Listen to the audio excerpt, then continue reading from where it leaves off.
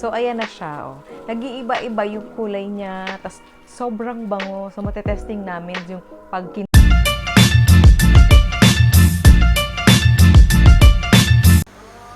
Hi guys! Welcome back to my YouTube channel. So, gabi na po ngayong araw na ito.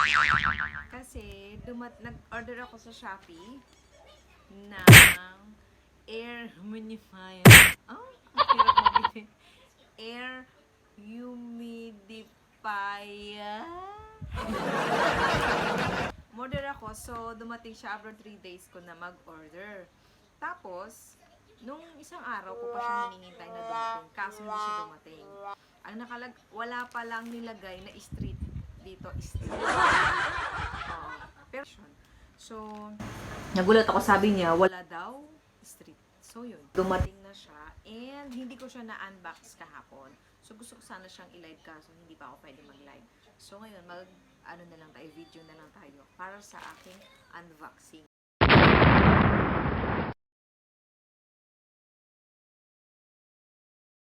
So, tinry ko siyang umorder sa Shopee. Ito yung kanilang So, napaka-approachable naman nila. Nagre-reply agad sila. Pero nung mga una, hindi sila nagre-reply. Pero sununod nila yung mga sinabi ko na sana i-send muna sa akin before nilang i-send muna sa akin yung pictures before nila ibigay sa JNT kasi JNT yung kanilang carrier. So yun, at least na pinicture nila, so nag-chat sila. Then may mga parang nag-chat din sila na kung may damage, ganito yung gagawin, ganyan. So may mga instructions silang gagawin. So at least maganda naman yung ganun para at least, 'di ba? Alam mo yung gagawin mo. So nag-chat kasi, nag-email sa akin ang Shopee, yung pinakang site ng store, na dapat within 5 days malaman na nila kung na-receive ko or balot na balot siya. Once na sinabi mo na-receive mo na, so parang hindi mo na yata pwedeng ibalik, parang ganun. So kaya ang ginagawa ng iba, nire-receive pero hindi nila nilalagay dun sa mismong na-receive na nila. Kumbaga, tabaw kasi na-sprayan ko na yan ng alcohol. Wow! So sprayan natin ulit. Sure. So, ang sabi doon, parang wag mo nang pipindutin kung na-receive mo na kasi titingnan mo muna syempre kung may damage o wala. Para at least kung may damage, yun, saka mo ibabalik. Tapos pag binalik ulit nila sa'yo, saka mo yung receive, chorba, ganyan.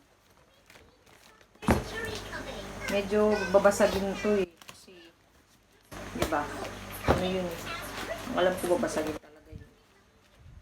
Medyo mahina yung boses ko dun sa kanina. So, ayan, medyo mahirap siya buksan. Dala-dalawang box. Kasi sabi ko nga, please, sana maganda yung packaging or sana hindi siya walang damage kasi ko doon sa vlog ko. Ipapakita ko doon sa vlog ko, ganyan. So, di ba? Mag-ano pa ako. Tapos, bukod pa doon sa air humidifier, may mga iba pa akong in-order para dun sa mga bata na kailangan nila. Ayan, yung box. Ito siya. Ayan. Ganyan siya. Ganyan siya kalaki. Ayan.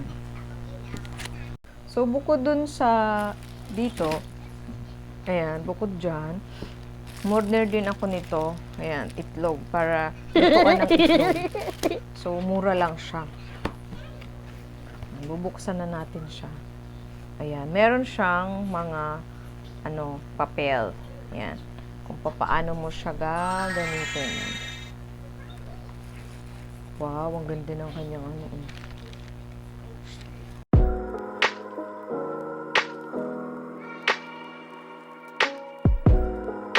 Tapos, umorder din ako ng isang ganito. Baliktad ba? Ay, hindi, baliktad na. Yung isang, oil-based na oil. Ayan, lavender, siya. Hindi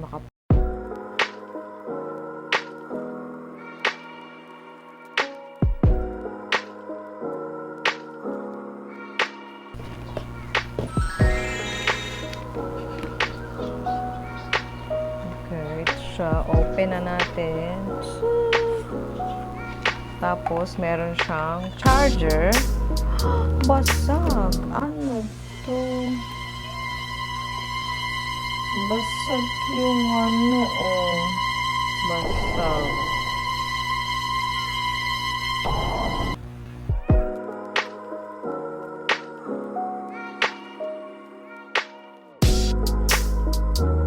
Itong remote. So, ito yung charger. So, ang sabi dito, una daw, tatanggalin mo tong ibabaw na to, anek. Tapos, saka mo siya ilalagyan ng pinakang charger.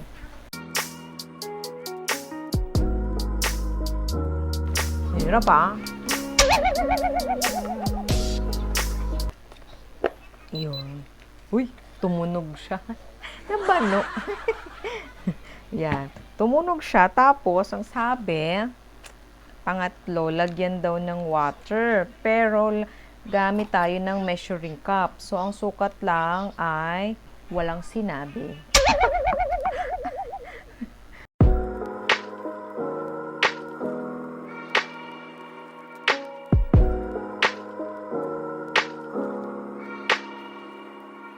So, sabi sa instruction, dapat daw hindi dito lalagpas sa max. Chorba na yan.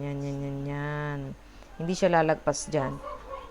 And then, pagkatapos, pag meron na siyang oil, then, nasa sayo kung mag-a-alarm ka. So, magpapalit yung alarm within 60 minutes, 180 minutes, ayan. 180 minutes, 60 minutes, ayan. Yung highlights, yung mist. So, ibig sabihin, nasa sayo kung iha-high o low mo yung ito. Yan. Ito. Nasa sayo kung gusto mo yung ano yung usok niya. Anong tawag dun?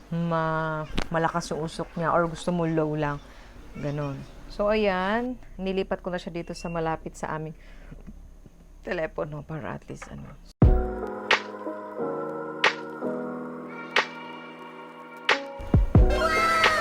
Ayan na siya. Tadaan! Ang pangalan nitong scent na to, binili ko to sa Pacific Mall dito sa amin is, ano siya? Anong pangalan niya? Fresh Cotton. Ayan. So, nabili ko siya ng 220 pesos. 35 ml siya. So, ngayon pa lang, naaamoy ko na siya. Hindi pa siya umuusok. Naaamoy ko na yung amoy niya, yung bango niya. Mabango siya, promise. Ayan. So, try na natin. So, ayan, napindot ko na ito. Pagkalagay ko nung anong tawag dito? Nung oil. So, ipinindot ko to. So, ayan na siya. Nag-umusok ko siya. At sobrang bango na dito sa aming kwarto. So, na dito, pipindutin natin kung ayan.